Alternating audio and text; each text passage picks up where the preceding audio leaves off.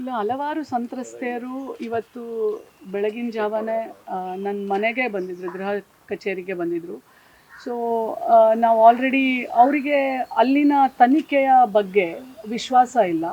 ಮತ್ತು ಹಲವಾರು ಸಂತ್ರಸ್ತೆಯರು ಇದರೊಳಗಡೆ ಇರೋದ್ರಿಂದ ನನಗೆ ಅನ್ನಿಸ್ತು ಗೃಹ ಸಚಿವರನ್ನೇ ಅವರು ಸಂತ್ರಸ್ತೆಯರು ಭೇಟಿ ಆದರೆ ನ್ಯಾಯ ಸಿಗ್ಬೋದು ಅಂತ. ಸೊ ಹಾಗಾಗಿ ಅವರೆಲ್ಲರೂ ಪ್ರತಿಯೊಂದು ಸಾಕ್ಷಿಗಳನ್ನು ಗೃಹ ಸಚಿವರ ಮುಂದೆ ಇಟ್ಟು ಅವರ ನೋವನ್ನು, ಅವರ ದುಃಖವನ್ನು ಅವರು ಹೇಳ್ಕೊಂಡಾಗ ಗೃಹ ಸಚಿವರಿಗೆ ಅನಿಸ್ತು, ಹೌದು ಇದರಲ್ಲಿ ಇದು ನಿಷ್ಪಕ್ಷಪಾತವಾಗಿ ತನಿಖೆಯಾಗಬೇಕು ಅಂತ. ಈಗ CIDಗೆ ವರ್ಗಾವಣೆ ಮಾಡಲಿಕ್ಕೆ ಸಹ ಮೇಲಿನ ವರಿಷ್ಠ ಅಧಿಕಾರಿಯವರಿಗೆ ಫೋನ್ ಮಾಡಿ ಹೇಳಿದ್ದಾರೆ. CIDಗೆ ಒಪ್ಪಿಸಿ ಆ ಎಲ್ಲ ಸಂತ್ರಸ್ತೆಯರಿಗೆ ನ್ಯಾಯ ಸಿಗುವಂತೆ ಆಗಬೇಕು, ಸತ್ಯ ಅಸತ್ಯ ಬಹಿರಂಗವಾಗಬೇಕು.